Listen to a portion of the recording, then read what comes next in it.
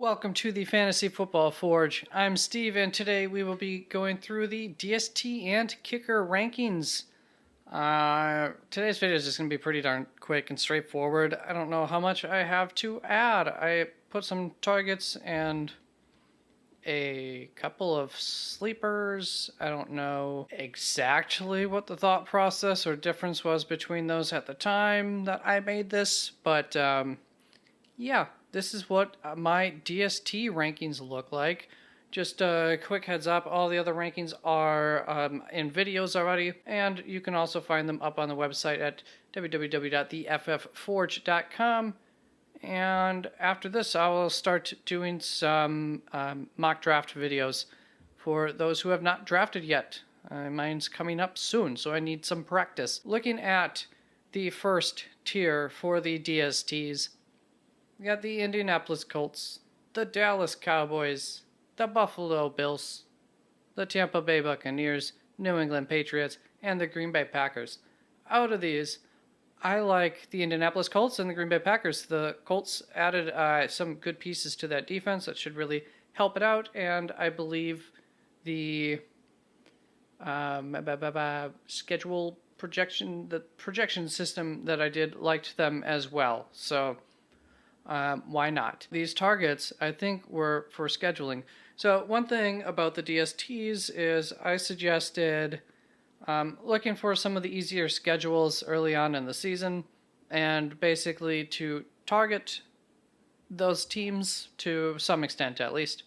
So looking at the Indianapolis Colts, they faced Houston, Jacksonville, and then KC. That is one of the best starting schedules for a DST that there is. I mean, Jacksonville could be a surprise offense this year, but we'll see. And then Green Bay Packers also pretty, hopefully shouldn't be too challenging for their defense. I also believe they might have the best defense in the league this year, so I really like them. But they face Minnesota, Chicago, followed by Tampa Bay.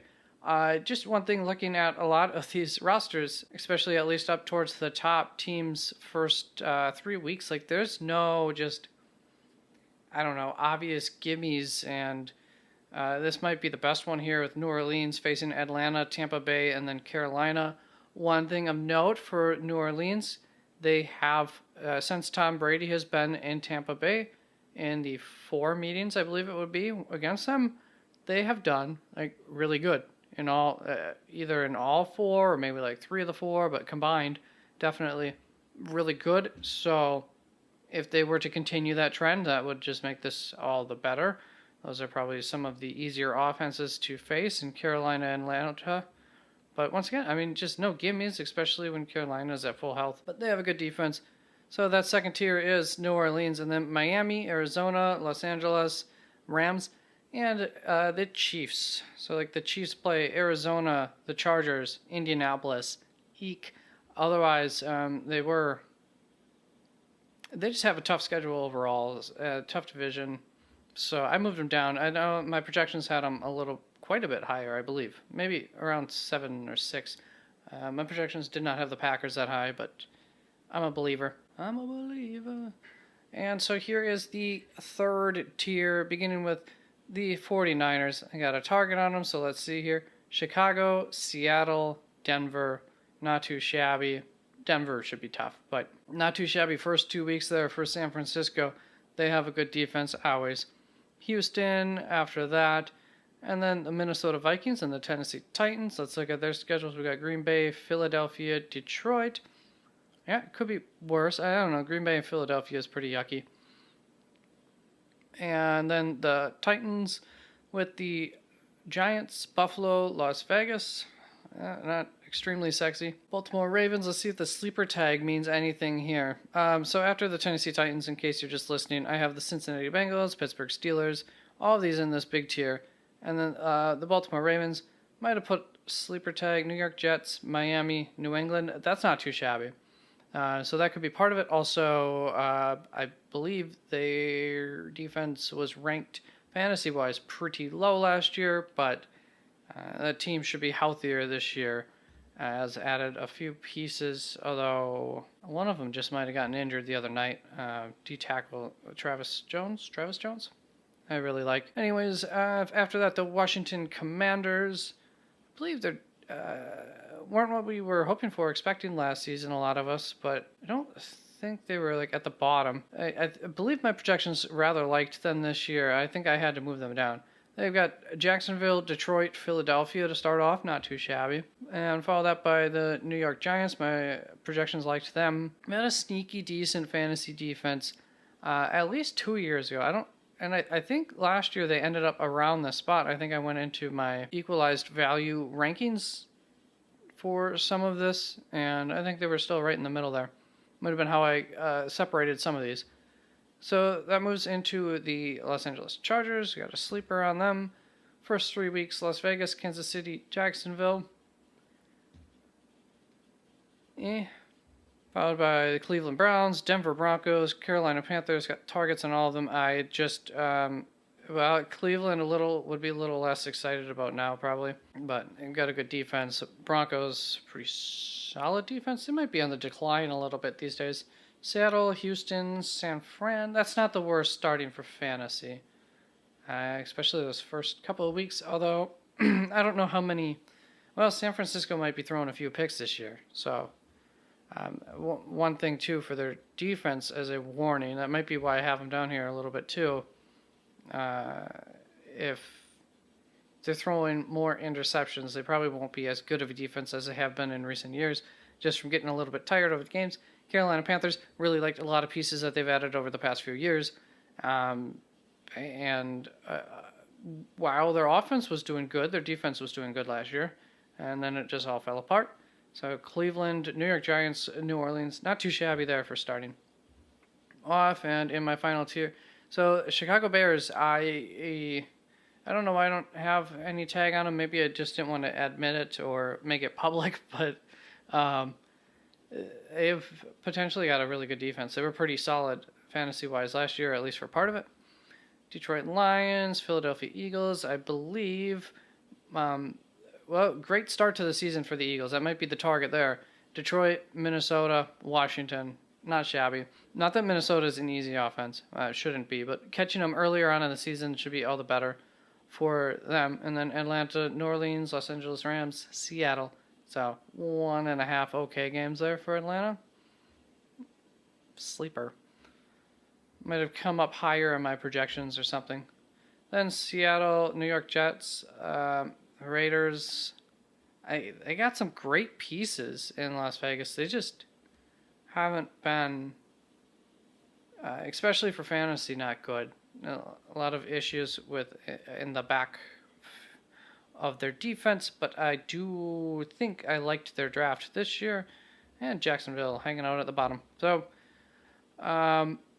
I think you want really any of these. I don't know. These are my top defenses. Go for them. That's who you should target right there.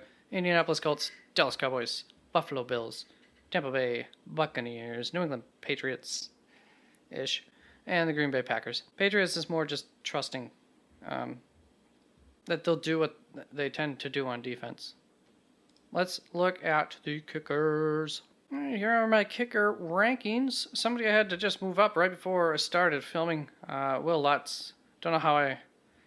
Slipping under the radar from what I hear as well for ADPs, and I missed him while making these. I threw together some sort of quick system to figure some of projections out for these, but I believe I mostly just went off of feel.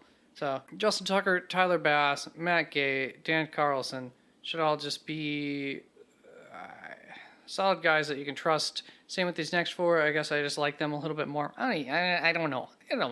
Freaking kickers, man. Tier 2, Evan McPherson, Ryan Suckup, Matt Prater, Harrison Butker. Early season Harrison might be a little bit better as that offense gets comfortable with itself. They might struggle to put the ball in the net every time they go down the field. Still expect them to be getting yards, but that's possible. That's really what you want from a kicker. You want an offense that is good enough to move the ball down the field, but not good enough to get a touchdown. That's your winner. And then a defense that can get some turnovers, put the offense in good position. Those two things are really big parts of I think success for the kicker, of course, followed by a kicker that can hit it from a long distance. But teams are going for it more, as they should. I'm a proponent of finally the league realizing that if it's 4th and 2, I think anywhere once you're like past the 40-yard line or something, you might as well go for it, because the thing is, if you don't make it within on your 30 or 40-yard line, your defense has a much easier field to defend, to limit the team to, hopefully just 3 points. Maybe their kicker misses it. Whatever the case, I think it's just easier on the defenses. They don't have to protect the whole field. They're not going to get so tired protecting it. And as long as your quarterback can get a reception like 60% of the time, which even the worst quarterbacks can from like 3 or 4 yards out, go for it. You got good odds for it. So it's nice to see the league finally listening to me, All that to say that finding teams where they have a good defense is probably good now. I'm thinking it's going to be more and more important for the kicker, because then they can trust that they don't need to go for it with their offense, at least in some situations, because they trust their defense that 3 points will be enough. That's it for this TED Talk. I don't know. Did I get copyright strike for that? Goodbye. I love you. Thank you so much for supporting.